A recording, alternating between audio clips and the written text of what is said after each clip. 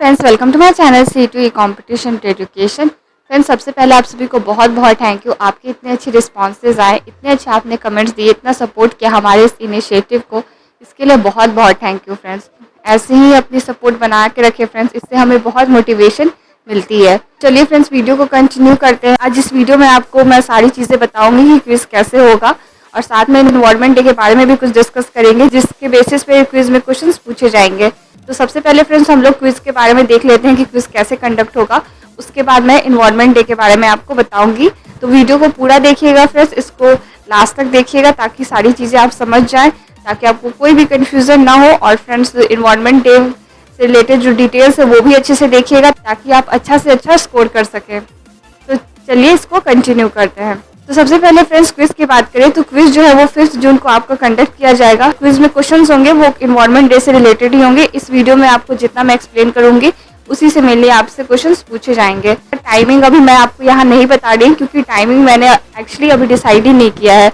आप मुझे comment box में लिख के बताइए कि टाइमिंग क्या होनी चाहिए। उसमें से जितने भी आपके मैक्सिमम लोगों के जो भी टाइमिंग होंगे उस पर एक पोल करेंगे हम, और जिसमें सबसे ज़्यादा लोग बोलेंगे वही वाली टाइमिंग हम लोग रखेंगे 5 जून को, और उसी टाइम में हम लोग क्विज को कंडक्ट करेंगे। फ्रेंड, जो टाइम रहेगा वो फिक्स रहेगा, उसी समय आपको यहाँ पे आना है ऑनलाइन। उसी टाइम पे एक वीडियो आएगा फ्रेंड्स, उसमें सारे आपको जो डिटेल्स होंगे क्विज के वो बताऊंगी। यहीं पे मैं आपको लिंक भी दे दूंगी, साथ में ही लाइव चैट पे वीडियो में आपको लिंक भी मिलेगी क्विज को खेलने के लिए। वहाँ पे मैं आपको और भी डिटेल्स बताऊंगी 5 जून को। लेकिन जो भी टाइम होगा उस टाइम पे आप तैयार रहेंगे फ्रेंड्स, उसी समय आपको आना है। क्विज की जो लिंक होगी उस पर आपको क्लिक करना है और उस क्विज को कंप्लीट करना है। एक लिमिटेड टाइम होगा फ्रेंड्स, उसी के अंदर आपको कर लेना है। उसके बाद जो लिंक है वो एक्सपायर कर जाएगी, उसको वो वर्क नहीं करेगी। इसीलिए जो टाइम फिक्स्ड होगा उसी टाइम पे आप ऑनलाइन रहे, उसी टाइम पे आप अपने क्विज को प्ले करें। यहाँ पे फ्रेंड जो भी विनर्स होंगे क्विज के, उनके नेम जो है वो पब्लिश किए जाएंगे हमारे चैनल में। उन्हें विनिंग कार्ड्स दिए जाएंगे, और साथ में गिफ्ट वॉचर होगा, अमेजोन का गिफ्ट वॉचर 300, 200 और 100 का। विनर्स जो है फ्रेंड्स वो डिसाइड किए जाएंगे on the maximum correct answer in minimum time. आपको जो भी टाइम यहाँ पे रहेगा उसमें आपको जितनी जल्दी से जल्दी आपको आंसर देना है, और जितना ज़्यादा से ज़्यादा सही आप आंसर दे सके, विनर्स उसी बेसिस पे चूज किए जाएंगे। फ्रेंड्स, जैसा कि हमने पहले भी आपको बताया था कि इस क्विज का एक ही मकसद है, और वो है क्विज के माध्यम से आपको कुछ नया सिखाना।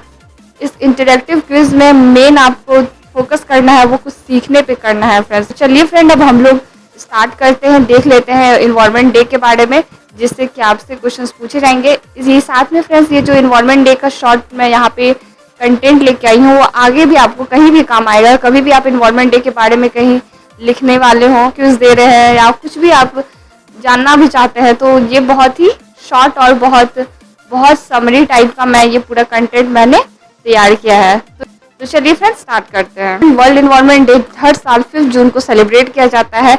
1972 में इसका जो कॉन्सेप्ट है वर्ल्ड इन्वायरमेंट डे सेलिब्रेट करने का, वो अडॉप्ट किया गया था by United Nations at the Stockholm conference. 2 साल के बाद यानी 1974 में पहला इन्वायरमेंट डे सेलिब्रेट किया गया, जिसका थीम था ओनली वन अर्थ। इस साल की बात करें फ्रेंड्स 2021 की, तो इस साल की जो थीम है वो है इकोसिस्टम रिस्टोरेशन। फ्रेंड्स, हम लोग देखते हैं कि आखिर इन्वायरमेंट प्रोटेक्शन इतनी ज़रूरी क्यों है, क्यों हम इतने फोकस करते हैं इन्वायरमेंट डे सेलिब्रेट करने में, या फिर इन्वायरमेंट प्रोटेक्शन हमारे लिए क्यों ज़रूरी है। तो सबसे पहले फ्रेंड्स, इतने सारे इन्वायरमेंटल इश्यूज़ है जिसकी वजह से हमारी जो एग्जिस्टेंस है वही खतरे में आ गई है। फॉर एग्जाम्पल मैं आपको बताती हूँ, सबसे एक पहला रीज़न है इन्वायरमेंटल इशू जो है वो है पोल्यूशन। आप सभी जानते हैं कि कितने टाइप्स के पोल्यूशन हो गए हैं, air pollution, water pollution, soil pollution, noise pollution, marine pollution, और न जाने क्या क्या। ह्यूमंस को तो इम्पैक्ट करते ही हैं, साथ में पूरे इन्वायरमेंट को इम्पैक्ट करते हैं। फॉर एग्जाम्पल आप देख सकते हैं दिल्ली में एयर पोल्यूशन के मामले में दिल्ली जो है वो मोस्ट पोल्यूटेड कैपिटल सिटी है इन द वर्ल्ड। इसीलिए फिर पोल्यूशन हमारे लिए एक बहुत मेजर इशू है। सेकेंड बात करें तो environmental waste, because of the rapid industrialisation, urbanisation, increase in pollution, waste management बहुत बड़ी इशू बन के आई है। प्लास्टिक वेस्ट हो, चाहे कोई भी तरीके की वेस्ट हो, वो दिन पर दिन बढ़ती ही जा रही है। ऐसे समय पे हमें ज़रूरी है कि एक प्रॉपर वेस्ट मैनेजमेंट सिस्टम हो। साथ में हम यूज़ कर सकते हैं formula of reduce, reuse, recycle, ताकि जो भी वेस्टेज है वो कम हो सके। अनदर एक बहुत बड़ी इन्वायरमेंटल इशू है फ्रेंड्स, वो है climate change and global warming. Climate change का मतलब होता है long term change in average weather pattern. हम देखते हैं अपने आसपास वेदर है वो बहुत ही ज्यादा चेंज होते जा रही है। फॉर एग्जाम्पल आपने न्यूज में सुना होगा कि डेजर्ट्स में फ्लड्स आ रही हैं, या फिर बहुत ही हिल स्टेशन से वहां पे बहुत हाई टेम्परेचर हो रही है, बहुत ज़्यादा गर्मी पड़ रही है। तो फ्रेंड्स ये सब क्यों हो रहा है? क्योंकि क्लाइमेट चेंज की वजह से, ये पूरा इम्पैक्ट क्लाइमेट चेंज की वजह से हो रहा है, जो कि एक बहुत ही बड़ी इन्वायरमेंटल कंसर्न की बात है। साथ में फ्रेंड्स ग्लोबल वार्मिंग के बारे में आपने सुना होगा। ग्लोबल वार्मिंग का मतलब होता है increase in average temperature of the earth. अभी से 200 साल 300 साल पहले अगर आप रहते तो आपको पता चलता कि अभी का जो टेम्परेचर है वो काफ़ी ज़्यादा है उस समय के टेम्परेचर के मुकाबले। क्यों? क्योंकि अभी हमारी जो अर्थ की टेम्परेचर है वो दिन पर दिन बढ़ती जा रही है, और इसकी मेन वजह है ग्रीन हाउस गैसेज।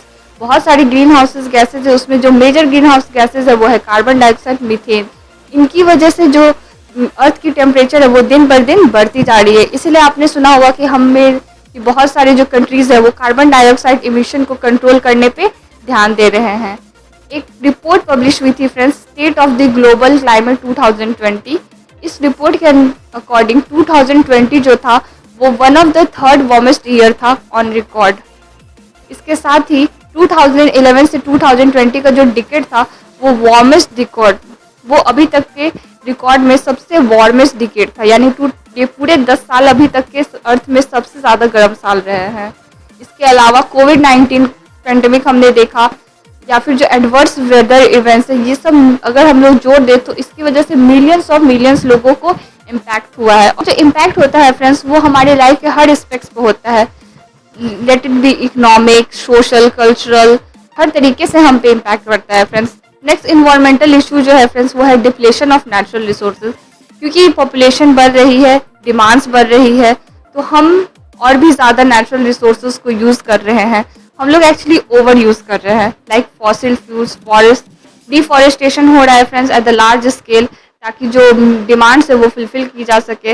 इसकी वजह से फ्रेंड्स क्या होता है, इसकी वजह से जो इन्वायरमेंट है वो डिस्टर्ब होती है। साथ में क्योंकि हमारे पास रिसोर्सेज की कमी है तो लोगों के बीच कॉन्फ्लिक्ट्स बढ़ती है। लाइक आपने सुना होगा कि वाटर को लेकर के हमेशा कुछ ना कुछ झगड़े होते रहते हैं, वाटर डिस्प्यूट्स हमेशा होती रहती है। क्यों? क्योंकि रिसोर्सेज लिमिटेड और हम लोग इसका ओवर यूज़ कर रहे हैं। तो ज़रूरत यह है कि हम सस्टेनेबल डेवलपमेंट पे ध्यान दें और जो रिसोर्सेज है उसका स्मार्टली यूज़ करें। नेक्स्ट जो कंसर्न है फ्रेंड वो है लॉस ऑफ बायोडाइवर्सिटी। बहुत सारी बायोडाइवर्सिटी हम खो रहे हैं फ्रेंड्स। बहुत सारे फ्लोराज, फौनाज आज जो है वो एक्सटिंक्ट हो रहे हैं, या इंडेंजर्ड हो रहे हैं, या फिर वल्नरेबल है, या फिर रेयर स्पीसीज में आ चुके हैं। राइजिंग नेचुरल कैलेमिटीज फ्रेंड्स, अक्सर आपने सुना होगा कि हम लोग अभी जो डिजास्टर्स फेस कर रहे हैं, इतने सारी जो नेचुरल कैलेमिटीज आती हैं वो पहले इतने नंबर में नहीं आती थी जितनी कि अब जितनी फ्रिक्वेंटली आती है। लाइक ड्रॉट्स हो गए, फ्लड्स हो गए, अर्थक्वेक्स हो गए, साइक्लोन्स, लैंडस्लाइड्स। तो फ्रेंड्स ये क्यों हो रहा है? क्योंकि हम जो है नेचर को कहीं ना कहीं डिस्टर्ब कर रहे हैं। हम जो है अपने इन्वायरमेंट पे ध्यान नहीं दे रहे हैं, सिर्फ डेवलपमेंट पे ध्यान दे रहे हैं। और अगर प्रॉपर प्लानिंग के बिना ही डेवलपमेंट अगर हम करते हैं तो ये सारी डिजास्टर्स को हम लोग खुद ही वेलकम करते हैं। For example friends, Kedarnath tragedy आपने सुना होगा 2013 के बारे में।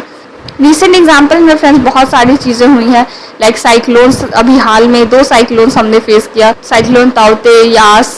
उसके बाद फॉरेस्ट फायर्स के बहुत सारे इंसिडेंट्स देखी, लाइक सिंपली पल फॉरेस्ट फायर्स। उसके बाद फिर एक बहुत बड़ा आइसबर्ग था जो अंटार्कटिका में, अभी तक का सबसे बड़ा आइसबर्ग जो है वो टूटा, जिसका नाम A76 है। तो फ्रेंड्स ये सारी चीज़ें दिखा रही है कि कहीं ना कहीं कुछ गलत हो रहा है इन्वायरमेंट के साथ, और हमें ज़रूरत है कि हम इन्वायरमेंट प्रोटेक्शन में, इन्वायरमेंट कंजर्वेशन पे ध्यान दें।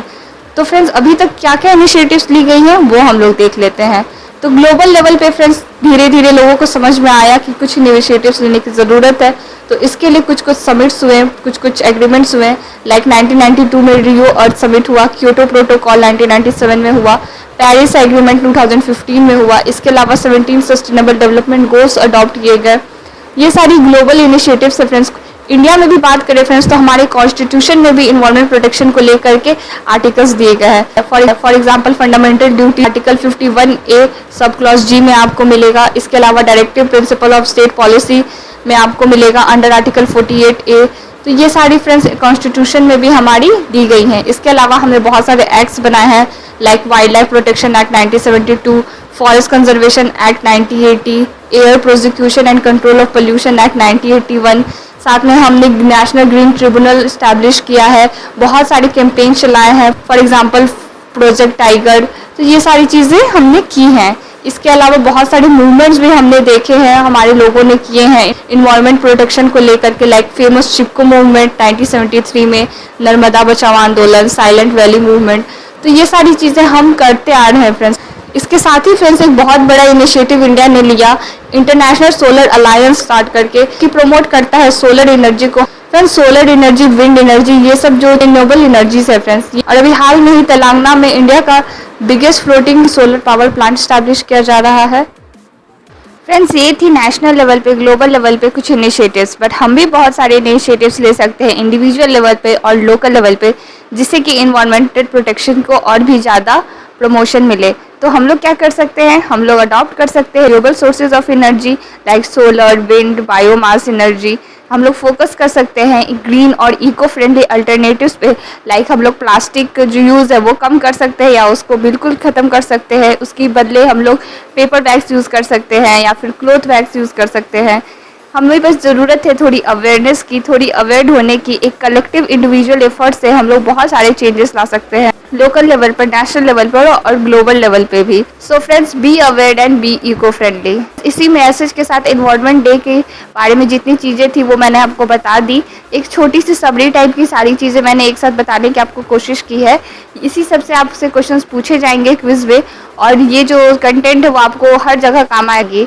Friends be ready for the quiz on 5 जून। हमें कमेंट बॉक्स में ज़रूर बताइए कि आप कितने बजे चाहते हैं कि क्विज कंडक्ट हो। और फ्रेंड्स जो भी सबसे ज़्यादा रिक्वेस्टेड टाइम आएगी उसमें से हम लोग चूज़ कर लेंगे और आपको इन्फॉर्म कर दिया जाएगा। 5 जून को आपको बस तैयार रहना है क्विज खेलने के लिए। तो friends till then stay connected and keep learning and keep quizzing. हमारे इनिशिएटिव को फ्रेंड्स सपोर्ट करते रहे, चैनल को सब्सक्राइब करके रखें, और वीडियो अच्छा लगा तो इसे लाइक और शेयर ज़रूर करें। तो thank you so much friends and take care.